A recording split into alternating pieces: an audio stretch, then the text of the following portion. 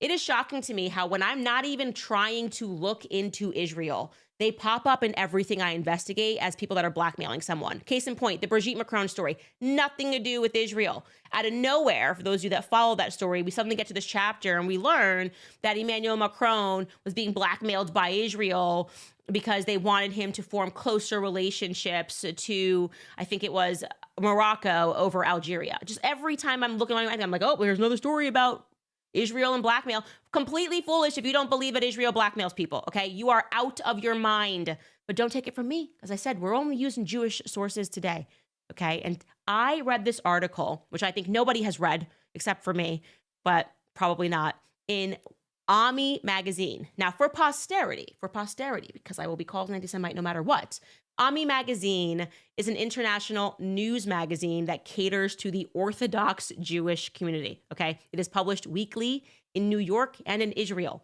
The magazine was launched in November of 2010 by Rabbi Frankfurter and his wife.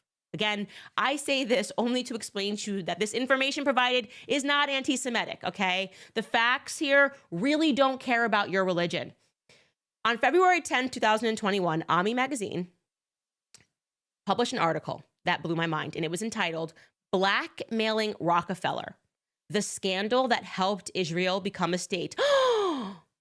Okay, you're in. We're paying attention now. This is crazy. In the article, the writer, John Loftus, reflects upon how he once upon a time co-authored a book that was called The Witness Tree. So I'm going to read to you what he says about that book. He writes, back in 2008, I had written a historical novel about Reuven Shiloah.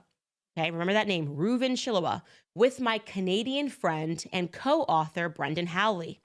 Our book, The Witness Tree, was fiction that was based on fact.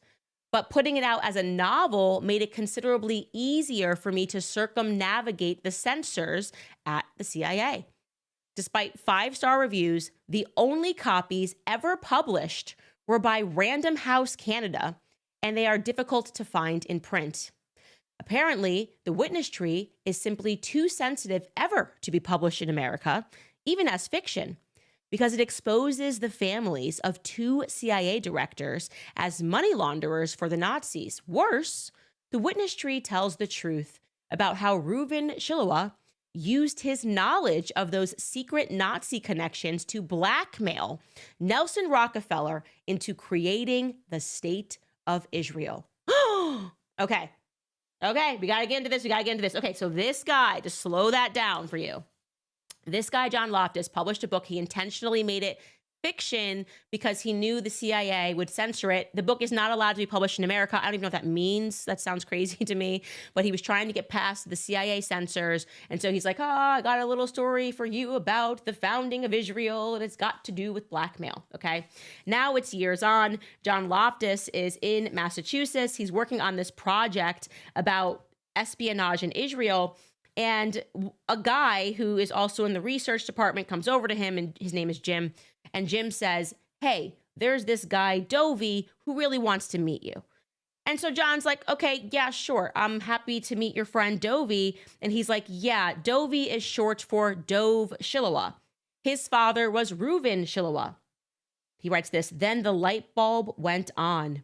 Dove's father not only founded the Mossad, but he was also a key player in obtaining the extra votes in the United Nations that led to the creation of the State of Israel. So you got this guy, Reuven Shiloah, who founded the Mossad, okay? And he, in his book, is alleging, and I'm going to tell you why he's not just alleging, and this seems to be a fact, that Reuven Shiloah blackmailed Nelson Rockefeller and the Dulles family in one fell swoop over their ties to Nazis, okay? This would mean this is what